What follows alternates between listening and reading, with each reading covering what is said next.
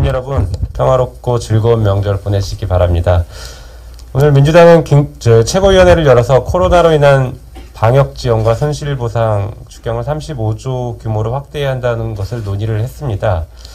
이재명 후보께서 어제 35조의 추경이 필요하다는 입장을 밝혔고, 필요하면 당선된 이후 헌법상 긴급 재정경제 명령을 통해서라도 코로나로 고통을 받는 국민들을 위해 국가가 나서겠다라는 입장을 명확하게 했습니다. 민주당은 후보의 약속을 적극 환영하며 제대로 정책적인 뒷받침을 할 것입니다. 지난해 경제 성장률 4%라는 소식과 사상 최대 교역량을 기록했다는 뉴스가 있었습니다. 그러나 설 민심을 청취해보니 코로나로 고통받고 있는 대부분의 국민들이나 소상공인들에게는 다른 나라 소식으로 들린다라는 비판을 자주 듣게 됐습니다. 분명한 현실인 것 같습니다. 우리 사회는 경제적 그리고 사회적 양극화로 갈등과 불안이 고조되고 있습니다. 그런데 코로나로 이런 양극화가 더욱 심화되고 있어 국가의 보다 적극적인 행정이 절실하게 필요한 상황입니다.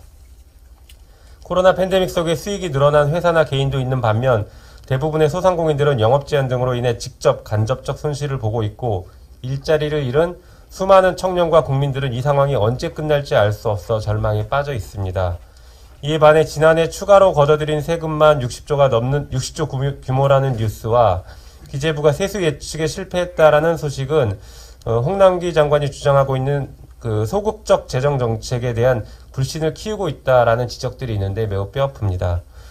뉴스를 보면 국가는 부자가 되고 있고 대기업들은 성과급 잔치를 하고 있다라고 하는데, 정작 코로나 방역 최전선에서 정부의 지침을 충실하게 수행하면서 손실을 감수해온 소상공인과 일자리를 잃은 사람들은 더 가난해지고 있습니다.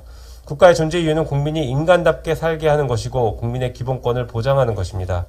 그 어떤 상황이 오더라도 이러한 국가의 존재 이유와 책무는 달라지지 않습니다.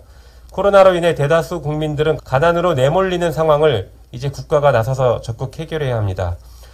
노벨 평화상을 수상했던 엘리 위젤은 세상에서 가장 고통받는 사람이 있는 곳이 바로 우주의 중심이라고 얘기했습니다.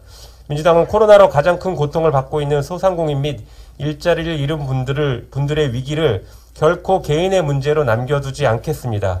이를 해결하는 것이 당면한 가장 중요한 과제임을 분명하게 인식하고, 이를 해결하기 위해 이재명 후보와 함께 힘을 모아 가장 현실성이 있으면서 할 수 있는 최대치의 방역 지원책 등을 마련하도록 하겠습니다. 이상입니다.